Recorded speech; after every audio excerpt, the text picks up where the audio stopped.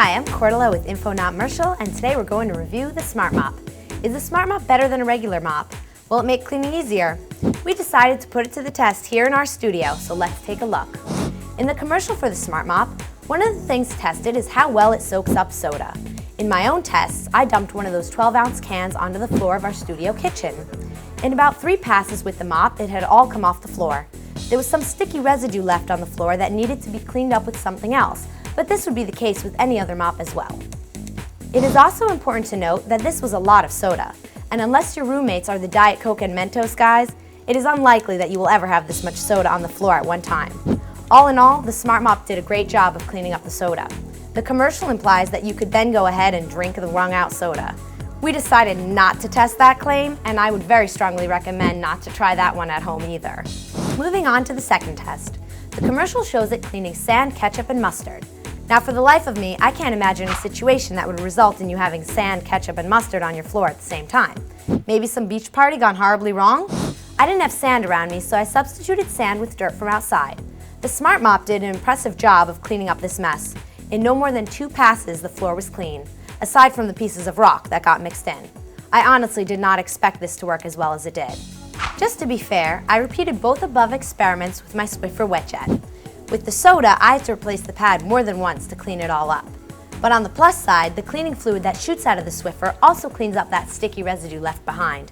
It took longer to clean this up with the Swiffer, but I didn't have to use anything else to get the job done. With the dirt, ketchup, and mustard test, the Swiffer just did not handle it. It smeared everything around and made a bigger mess. I ended up getting the SmartMop back out to finish the job.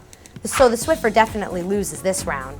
The SmartMop is simple enough to use. The handle makes wringing it out easier than a standard rope mop, and the top unscrews easily to remove for cleaning. Just keep in mind that you can't put it in the dryer, so you'll have to air dry it. I was surprised to find that the mop head is actually held together with a zip tie, which seemed a bit cheap. Also, if I pulled back on the handle while wringing it out, the top seemed to slip off the back.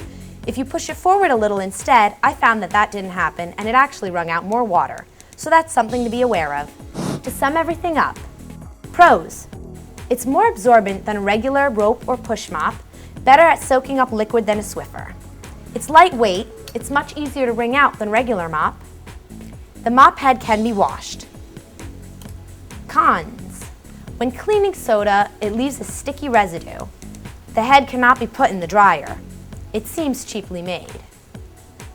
The bottom line is that the SmartMop is a better choice than the Swiffer for certain tasks, and definitely a better choice than a standard rope mop or push mop. The SmartMop is easier to wring out, lighter to hold, and absorbs more than other choices available. In fact, the SmartMop is essentially a ShamWow on a stick. It's made from the same material and it performs essentially the same way. We even noticed some scenes from the ShamWow commercial spliced in, so I guess it's made by the same people, although they seem to choose the name Smart Cloths rather than ShamWow. Either way, it's a decent product and we think it's worth a try. Be sure to check out our other great reviews at InfoNOTmercial.com.